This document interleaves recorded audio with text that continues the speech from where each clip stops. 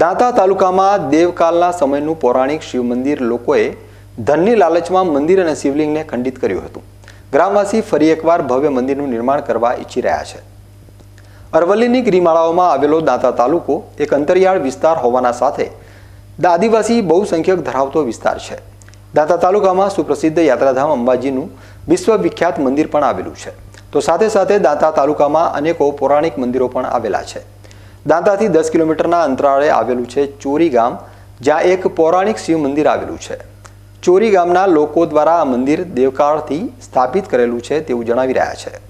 દાંતા તાલુકામાં અનેકો પૌરાણિક મંદિરો આવેલા છે, ત્યારે દાંતા જોડે આવેલું ચોરી ગામ, જ્યાં મહાદેવનું પૌરાણિક શિવ મંદિર છે અને ત્યાં એક શિવલિંગ છે જેને કેટલાક લાલચી લોકો દ્વારા ખંડિત કરવામાં આવ્યું છે। ગ્રામવાસીઓ જણાવી રહ્યા છે કે કેટલાક અસામાજિક તત્વોએ ધનની લાલચમાં આ પૌરાણિક મંદિરને ખંડિત કર્યું હતું, જેના લીધે શિવ મંદિર અને શિવલિંગ ખંડિત થયું છે। શું આ મંદિરની શું કથા છે?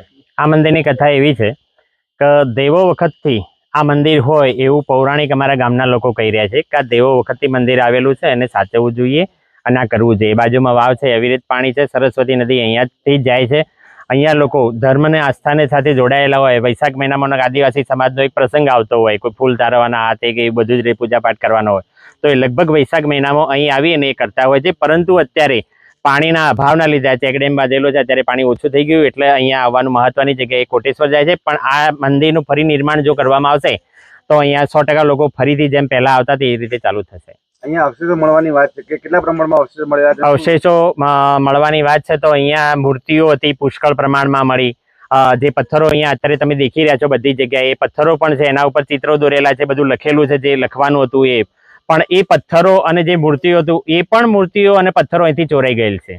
આ મંદિરના શિવલિંગને ખંડિત કરવામાં આવેલું છે, એનું કારણ શું છે? એનું કારણ એવું છે કે ગામ લોકો એવું કહે છે કે એ શિવલિંગ એવું પવિત્ર હતું, એવું પેલા વ્યવસ્થિત રીતે એનું સિદ્ધ કરેલું હશે, સિદ્ધ થયેલું હશે કે જેને શિવ મંદિરને જે પોતે છે લઈ જાય અહીંથી ઓરિજિનલ હતું એ લઈ ગયેલા છે એ લોકો, અને લઈ જઈ અને એમને કહેતો વેચી માર્યું અથવા કોઈ બીજો દુરુપયોગ કર્યો એવું અમારું ગામ લોકો। કારણ શું? એમનું કારણ એક જ, ચોરી। અહીંથી કંઈક તોડશું તો નીચેથી કંઈક મળશે, નીચેથી મળશે તો એ ધન એમને કામ આવશે, એવી બધ ઈરાદો પેલી ખૂબ બુદ્ધિ એમની લોકોની। કેટલી વાર પ્રયાસ કર્યો શિવલિંગ? 3 થી 4 વખત।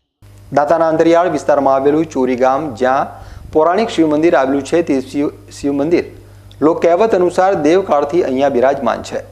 ત્યારે આ શિવ મંદિરમાં શિવલિંગના સાથે સાથે મંદિરના બાજુમાં વાવ પણ આવેલી છે, અને આ વાવ વિશે ગ્રામજનો દ્વારા કહેવામાં આવતું હોય છે કે આ વાવમાં આજ દિવસ સુધી પાણી સુકાયું નથી અને ત્યાં સરસ્વતી નદીનું ઉદ્ગમ સ્થળ પણ આવેલું છે। વાવ અને શિવ મંદિર જોડે પૌરાણિક અનેકો પથ્થરો પણ આવેલા છે, જેના ઉપર પૌરાણિક લિપિઓ પણ છાપેલી છે। તે કહેવામાં આવતી હોય છે કે આ લિપિઓ મહાદેવની ચૌલ ક્રિયા સાથે જોડાયેલી છે। મહાશિવરાત્રિ અને શ્રાવણ માસમાં લોકો દૂર દૂરથી ચોરી ગામમાં મહાદેવ અને શિવલિંગની પૂજા અર્ચના કરવા આવતા હોય છે, તો સાથે સાથે ગ્રામવાસીઓ પણ શિવની પૂજા અર્ચના કરતા હોય છે।